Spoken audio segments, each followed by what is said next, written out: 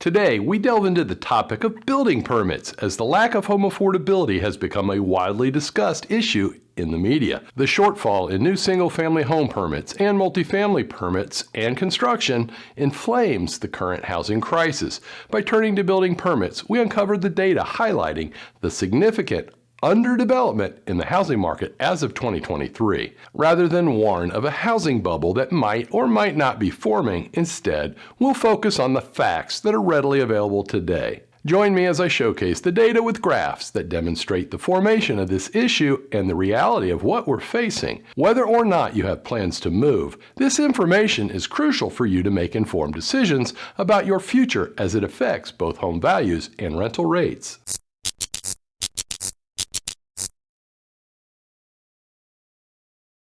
For more than 6 years, I've consistently emphasized through my videos and written articles that we face a growing housing shortage. While today's housing market data comes from the Tallahassee area, I must tell you that it parallels the construction activity that you will find in most U.S. housing markets today. Look at the trend of what I'm revealing. It's happening just about everywhere. This graph solidifies my conviction. It tracks the number of single-family building permits each year, with detached homes plotted in blue and attached homes plotted in red. The green line plots the total 10-year average number of single-family building permits issued yearly. Over the 40 years from 1970 to 2010, Leon County typically approved the construction of around 1,500 single-family homes annually. However, in the last decade, this average has plummeted by 64% to a mere 545 homes per year.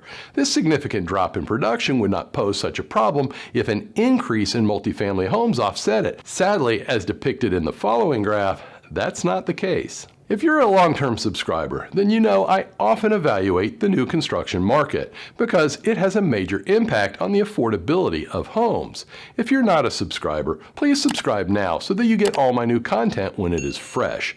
If you really want to know what's going on in housing, to see and hear the data explained, to evaluate the facts, and ignore the hype that is so prevalent online, then subscribe now and I'll keep you in the know. People have to live somewhere. If not in a single-family home, then multifamily is the most likely alternative. This graph plots the number of multifamily building permits in Leon County each year in red and shows the 10-year average as a solid blue line. While single-family building permits declined by 64%, multifamily permits have fallen by 21% when comparing the past 13-year average with the previous 40 years. Even with all the new student rental properties recently built near the universities, the local multifamily market has also become constrained. So if single-family and multifamily property construction are each on the decline, what does the overall development of the housing units look like? There is a significant challenge in the housing market when considering both single-family and multifamily permits issued. This graph brings together the information from the prior two graphs and presents a striking illustration of the shortage in the supply aspect of the housing market. Over the past 14 years, residential permits issued have dropped by 44% compared to the average from the preceding 40-year period. Slower construction is not just a temporary anomaly in the data, but a clear indication that we're moving towards a housing affordability crisis that will further affect homeowners and renters.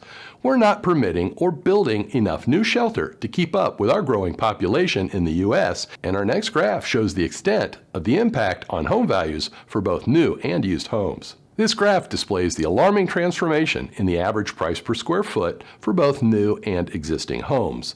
The values for new homes are represented in red, while existing home values are depicted in blue. Existing home values are entirely determined by market forces, driven by the principles of supply and demand. On the other hand, the values or cost of new construction homes are less influenced by market forces, as builders cannot build for less money when demand drops, though costs are still rising.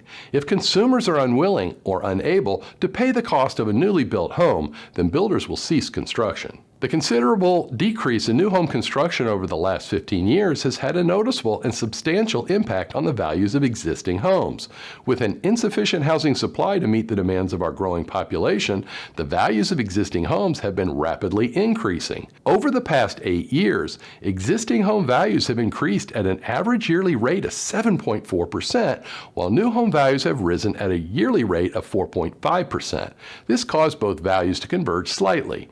Our final graph in today's report reveals the truth behind the shortage of homes in our communities. In this graph, the average value of new homes in terms of price per square foot is depicted in red, and the average value of existing homes is shown in blue. The difference between the two is plotted in gray and is displayed on the right vertical axis. The data indicates that the gap between new and existing home values has reached its lowest point in 13 years, with new homes becoming more affordable relative to used homes since 2011.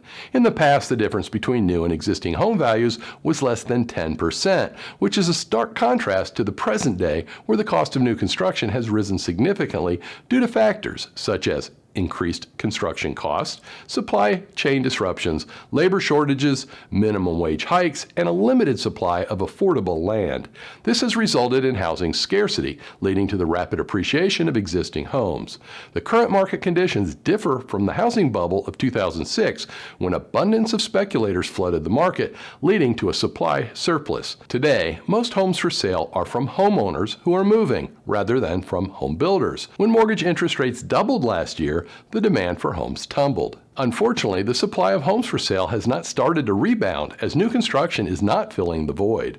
When a buyer leaves the market due to affordability issues, it often means that a seller is leaving the market too, as most home buyers have a home to sell. With inflation expected to continue impacting the construction industry, the cost of building new homes is likely to rise by 5% or more, putting additional pressure on existing home prices and leading to further appreciation. The Federal Reserve's actions this year will be crucial in determining the housing market's direction. If the Fed funds rate remains fairly stable, builders may be able to begin to meet the needs of the growing population. On the other hand, continued increases from the Fed could result in most home building being carried out by investors building homes to rent rather than to sell. Either way, new homes are needed, so the big question will center around affordability and whether or not consumers can afford to own a home. We will closely monitor the various factors affecting the housing market and provide updates as more data becomes available. Remember, home prices and rents are still rising in most markets, so we'll need to see a growth in building permits issued if we want to stop the out-of-control crash of home affordability.